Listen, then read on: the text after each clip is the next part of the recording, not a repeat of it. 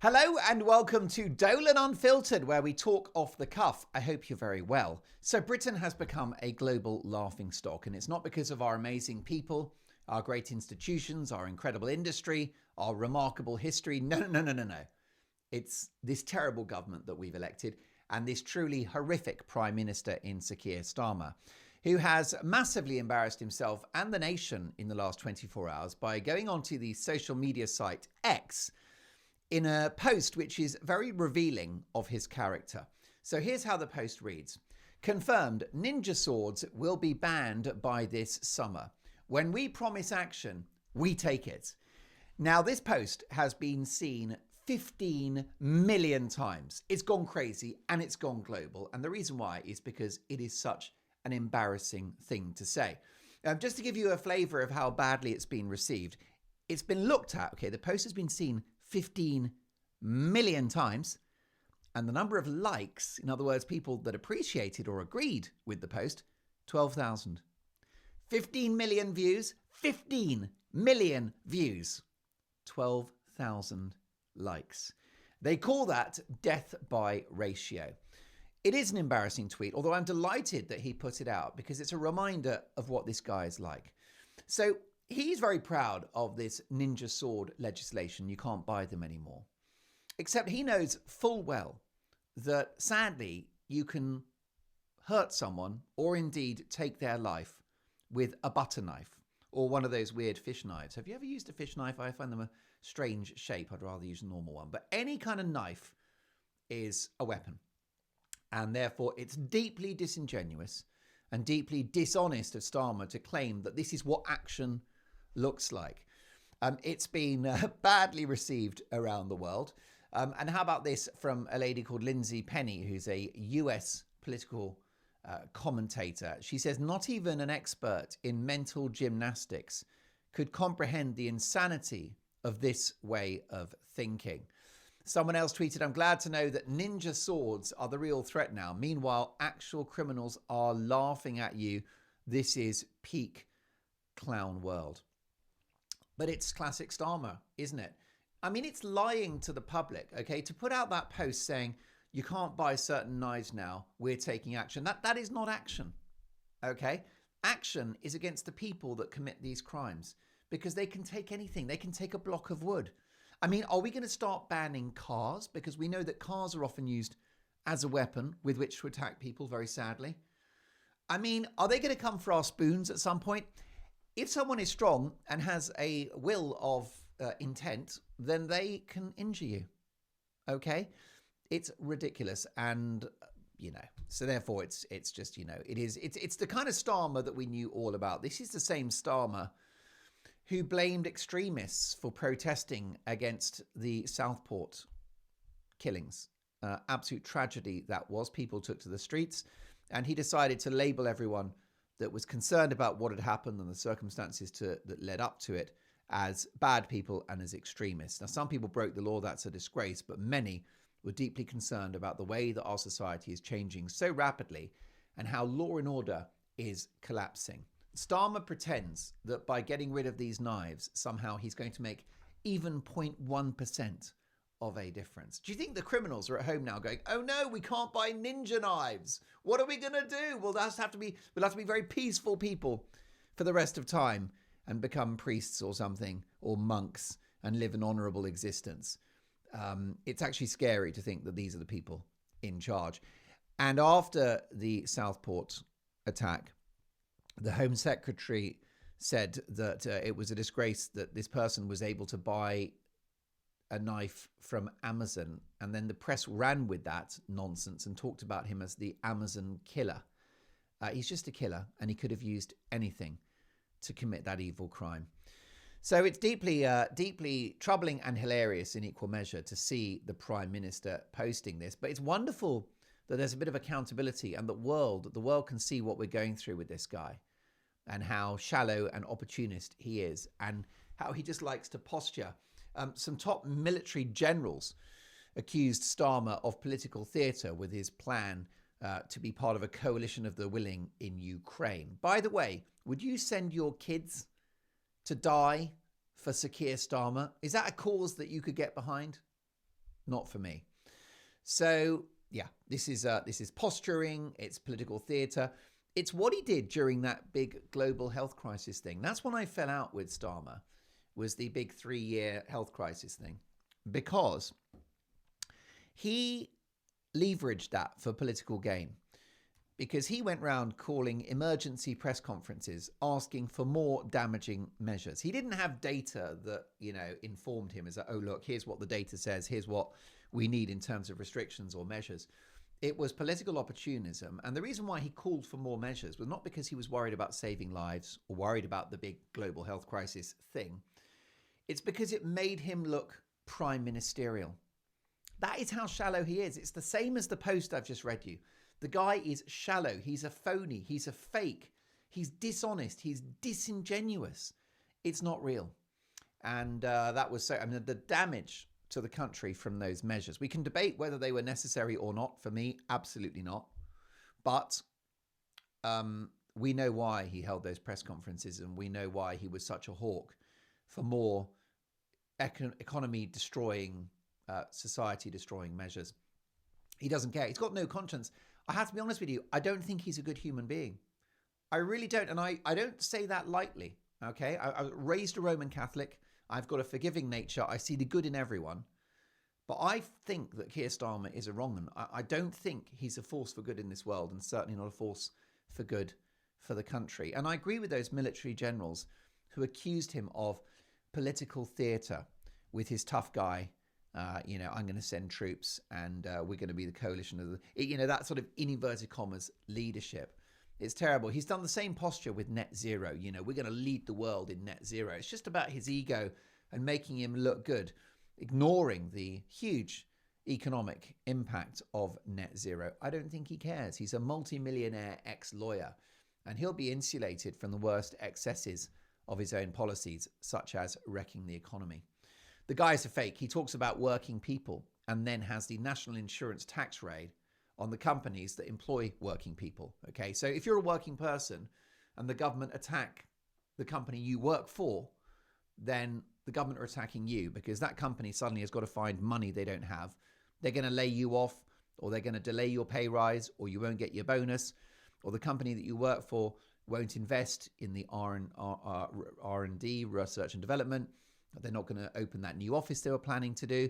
So that's bad news for you as a worker, that your company isn't able to do the things it needs to do because of being ridiculously and greedily attacked by the government. I remember, I've got a story about Keir Starmer, and it was in the run-up to the election. And I remember him up against Rishi Sunak. And I don't know about you, but I would have Sunak back in a flash. I was at a party the other day, an engagement party, lovely couple who are beginning their marital journey. It was a great night. Stood at the bar for about 3/4 of an hour. By the way, I got a great trick. Because the queue at the bar was so long, I bought 2 pints. I got a round in. I got 2 pints for myself. Is that a good thing? Am I revealing too much with that anecdote? I think it's brilliant. If the bar's busy, just buy 2 drinks and then slowly graze on them all evening. Anyway, we don't have time for this. I mean, yes, Dolan Unfiltered is freewheeling, but let's not get carried away. Tell me what you think in the comments about the 2-pint strategy. Yeah, so I was at this party and I met this guy who works in logistics, really good guy. And he said, if Rishi Sunak was still Prime Minister, we'd be flying, is a direct quote. We'd be flying. I tend to agree. We had growth of 0.7% in January of last year and 0.5% in July. And now it's 0.1%. We're effectively, apparently per person, per capita, we are in recession. And Starmer decides to say that he has stabilized the economy. Okay, this is what I'm talking about, the double speak. So we're banning ninja knives. That's going to have no impact on knife crime, but he pretends it is. He's stabilizing the economy by increasing inflation, increasing unemployment, increasing the cost of debt, increasing public spending, increasing tax, and increasing, did I say inflation? I mean, it's outrageous. So he stabilized, halving growth. That was it, halving growth. So he is stabilizing the economy by wrecking it. It's Orwellian doublespeak. Have you heard about doublespeak? It's the idea that you say the opposite of what is the case. Orwellian doublespeak. That's what this government do. Rachel Reeves, an outrageously dishonest person, She says we're growing the economy. She's the only chancellor in history to have grown the economy by shrinking it. How does that work? That is a trick that even Paul Daniels will be proud of. You grow the economy by shrinking it. Ta-da! And for my next trick, I've got deep concerns about... Oh, yes, so I was going to tell you this anecdote about old Starmer. And it was during the election. And he was facing Rishi Sunak. And I thought Rishi Sunak was quite good in the general election campaign. Well, I mean, I'm the only one that did, because about 3 people voted for him. But I think that's because the Tories were a toxic brand at that point. I don't think anyone really hated Sunak. I just think at that point, they've been in for 14 years. They messed up and it was time for a change. I get that. The only thing is it's now worse. But I do understand why people did not vote Tory at the last election. Absolutely. I mean, open borders, net zero ideology, wokery in our public institutions, the state growing massively, and an overreaction to that global health thing I was talking about earlier. But Sunak was facing old Starmer at those TV debates.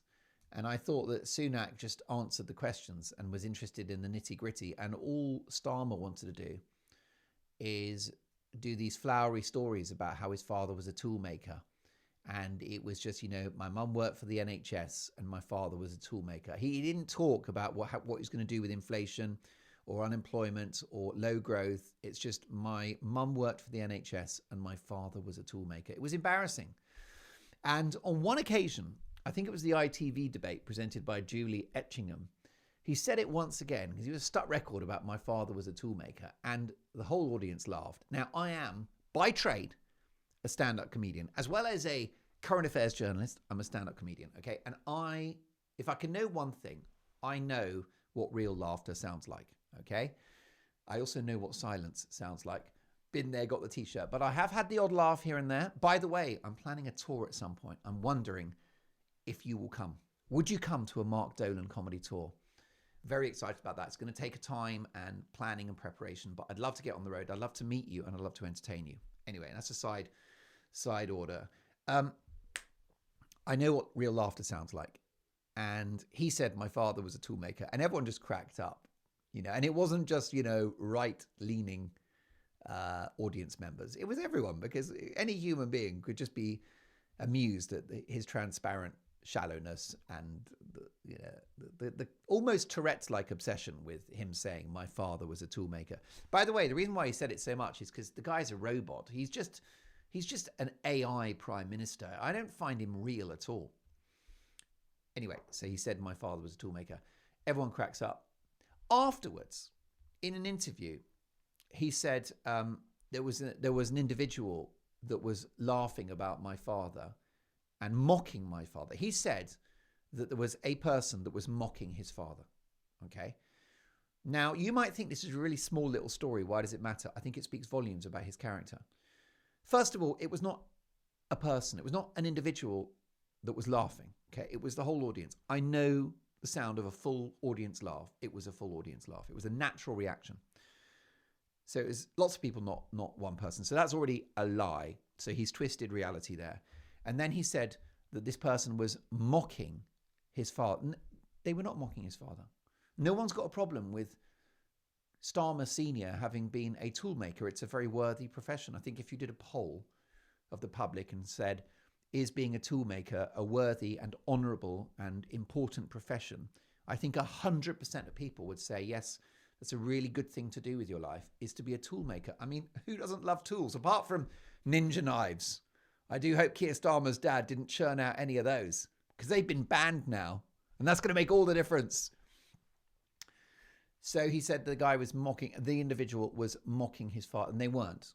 No one was mocking Keir Starmer's dad, who's sadly no longer with us, and I'm sure was a great guy. Okay? They were laughing, naturally laughing, at Starmer's absurdity as a human being. But that's my story about him. That, to me, is a diagnostic. It's revealing. He's had the same with biological sex. Do you know what I mean? He was asked, what is it? Are there two sexes? There are only two sexes, that kind of thing.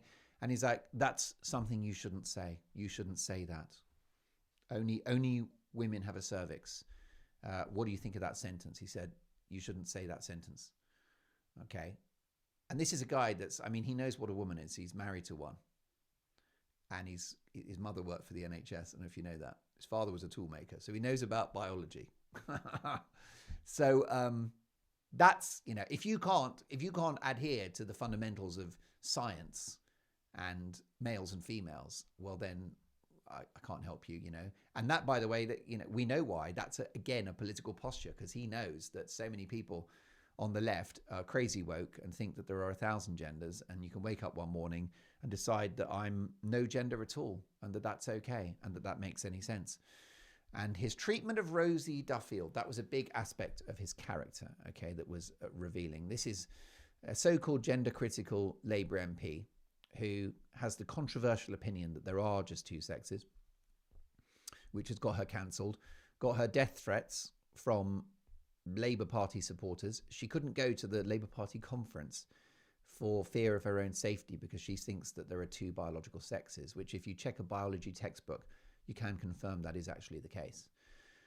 So she's got death threats. And by the way, this is Labour. These are the, you know, the left. These are the good people, apparently. You know, we're told. So anyway, Duffield hung out to dry, treated terribly by Starmer, Starmer presided over a party that allowed her to face these attacks. He never once texted her or called her or had a meeting saying, listen, I'm really sorry what you're going through, and I want to offer you some support. What can I do? None of that stuff. He just left her out to dry. And that's why she's very bitter towards him now, and understandably so. And then he did an interview in which he said he's on good terms with Rosie Duffield and that they speak regularly. Okay. And someone on X said to Rosie Duffield, apparently Starmer says you guys speak regularly. Under what circumstances? And she replied, I don't know. Telepathy? In other words, she said, no, he doesn't speak to me, and I've not seen him for a year, etc. Awful person. This is a guy that's got no values, no principles. He tried to reverse Brexit. He served under Jeremy Corbyn, and he tried to make Jeremy Corbyn Prime Minister. And if Jeremy Corbyn had become Prime Minister, can you imagine Corbyn during that global health crisis thing? Can you imagine? But also, he campaigned for him to be Prime Minister. If Corbyn had won, that would have been a national security and economic disaster for the country. Because don't forget, Corbyn said that if we were attacked, he wouldn't press the nuclear button. He would not. They said, would you press it? He wouldn't answer the question. Imagine if the country was attacked, the Prime Minister of the land would not protect us by using our weapons, so we don't all get eviscerated. But obviously, he'd probably ban the ninja knives, so we'd be fine. Maybe we could fight the enemy with the few ninja knives that are left. So he campaigned for Corbyn to be. And then when he was asked just last year, do you regret supporting Corbyn with all his terrible policies, which you've now ditched? And he said, well, I didn't think he would win. That was his reason for campaigning for Corbyn, is I didn't agree with him, but I didn't think he'd win. So that's why I didn't mind campaigning for him. Seriously, he said that out loud. I mean, I could go on. I could do an hour of Unfiltered today on Starmer. Honestly, listen, can I just say, I will not attack someone exclusively based on their politics. I voted for Tony Blair 3 times. Okay, he did lots of bad things, like the Iraq war, opened the borders to Eastern Europe. Huge mistakes. He did invest in public services. He kept taxes low. He grew the economy. They love-bombed the City of London, which was sensible because we get so much national income from financial services. So he did quite a few good things, as well as a few terrible things. So actually, I know you're going to hate me for this, some of you, but I'd have Blair over Starmer all day long. And he was awful, but not as awful as Starmer. And I actually don't think as dodgy a character. I just think Starmer is a wrong one. I think he's worse than Blair. What an insult. Duplicitous and sneaky. Stabilise the economy by halving growth and destroying businesses. By the way, it's going to get worse because we haven't had the full impact of net zero. We haven't had Angela Rayner's outrageous workers' rights package, which is going to basically just, companies are going to close down, economic output will drop, investment disappears, and unemployment, the awful enemy of unemployment, will return. There was one other quick story about Starmer, and this is what he's like, is that it was Remembrance Weekend, and he was wearing a poppy for like all morning. He was going about his public duties wearing a poppy. This is before he became Prime Minister. And then he made a video address to a very specific community in the country. Got to be careful what I say on YouTube, but a specific community within the UK. And miraculously, he wasn't wearing his poppy. He had the poppy all day, photographed at various events during the day with the poppy to remember our war dead, who represent Western values of freedom, democracy, and the rule of law. And then he does a special video to a specific group in our society, and no poppy. What does that tell you? Now, the office said, oh, he forgot it or forgot to wear it. It's like, that's a lie. That's a lie. What, he's not Diana Ross. He doesn't do 3 costume changes during his day. I mean, I know he's got a lot of free suits from Lord Ali, but do me a favor. I thought that was very, very significant. Just like the post I read to you at the beginning of this video, just like his about turn on Brexit and Corbyn, just like his treatment of Rosie Duffield, who understands human biology, just like saying, my dad is a tool maker over and over again as a kind of almost hypnotic effect of tricking the public, like that snake in, what's the Disney movie with the snake with the weird eyes that spin around? I can't remember, but you'll be shouting the answer at me. There you go. Outrageous stuff. He was in America, and somebody pointed out that we're now jailing people for saying something unkind on Facebook. And he said, I'm very proud of our record on Facebook. I'm very proud of our... Do you know what? I think that whenever Keir Starmer opens his mouth, you know 2 things. You know that it's incorrect, whatever he's saying, and it's not true. I think that is actually the Keir Starmer guarantee, is that when he opens his mouth, what you hear will be wrong, as in like the wrong part. He's always on the wrong side of every argument. He was wrong on Brexit. He was wrong on the big global health crisis thing. Wrong on the economy. Probably wrong on Ukraine. Seriously, the list is endless. Wrong on the source of knife crime, which is the people with the weapons, not the weapons themselves, etc. Anyway, there you go. So I think, yeah, you're guaranteed he's wrong, and it's a lie. I mean, can I think of anything good, just to mix it up a bit, to be balanced? Is there anything good I can say about Starmer? Well, he's quite ruthless, and he actually needs things to get better in the country, or he won't win an election in 2029. So therefore, I do think he'll actually work hard to improve the economy and to tackle things like illegal immigration. But his issue is that he hasn't got a party behind him that support any of those policies. So I think it still won't happen. So trying to be positive about Starmer, I can't really. He's pragmatic, which means that if he's forced to, he will do things like reduce the civil service by 50,000 people, save 5 billion on benefits, etc. That does take a bit of courage because, well, he knows it's necessary. But that's it. Overall, though, I'm sorry, I'm not having our Prime Minister. He's a busted flush for me.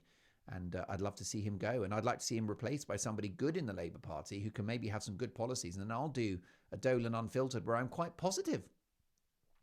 By the way, just before we go, Matthew Doyle is the Prime Minister's Director of Communications. He's stepping down after just 9 months. The second key employee of this number 10 operation that's left within a year following Sue Gray. And that's outrageous, isn't it? That was a terrible story there. Former civil servant who apparently was politically neutral until she became chief of staff of the Labour Party. And she was behind the Partygate investigation. Make it make sense. So anyway, the Director of Communications has gone. And probably after that tweet, that post I sent you, where he's like, I can't defend this guy anymore. Even I cannot prop up the lies and obfuscation. The only positive I can give you is the worse it is now, the bigger and more comprehensive the societal, political and economic revolution will be in 2029. So until then, stock up on candles and tinned food, and I'll see you on the other side. Thank you for watching. I look forward to the next Dolan Unfiltered.